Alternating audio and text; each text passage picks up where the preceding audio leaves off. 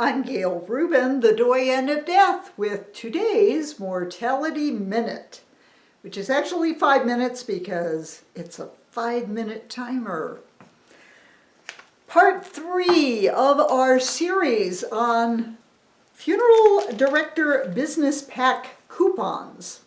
So maybe you've gotten packages of coupons in the mail for restaurants or roofing or new windows in your house. Well, funeral directors get sent packages of coupons as well to encourage using various products and services in the funeral industry.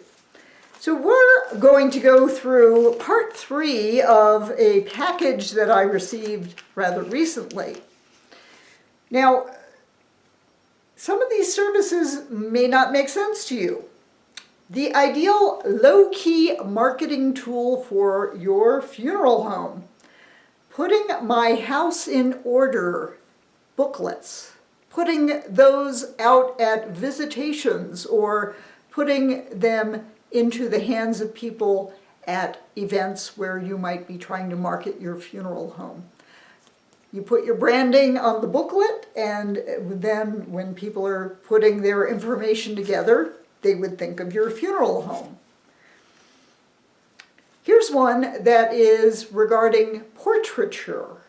Now think about this. At memorial services, you might have a large portrait of the deceased. It can also be used in other settings, but in this case, for a memorial service, the funeral director can use this to offer to the family, and yeah, they would mark it up so they would make some money on that as well. Redefining lifting the stepper. I actually saw the stepper at the National Funeral Directors Association convention and did a video about that. I'll link to it in the description below, but it's rather remarkable. It enables a single person to remove a body, say from an upstairs bedroom, and lower down the stairs in a controlled fashion because it has wheels that enable the person who is directing the cart down the stairs to lower it with control and without straining or breaking their backs. Stop misidentifications. Now, in the process of doing a cremation, you are taking a body and reducing it to bones, cremated remains. Well, this is offering an identification system that would make sure that that body doesn't lose that ID tag. So it's metal, so it goes through the fire, and all reputable crematories do use some kind of metal tag system to ensure that the body, the bones, belong to the same person and that we all think it is after going through the cremation process.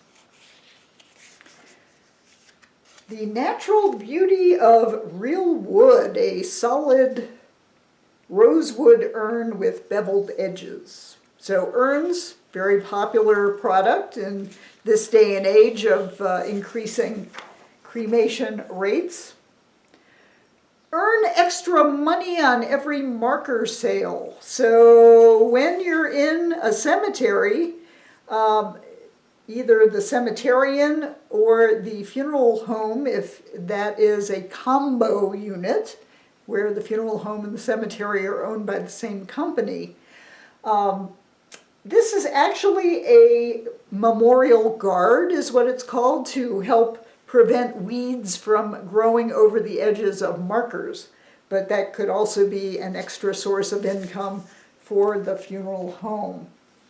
And there's a coupon here for Nomis Publications, which is a funeral home and cemetery directory they produce. They also do a monthly newspaper.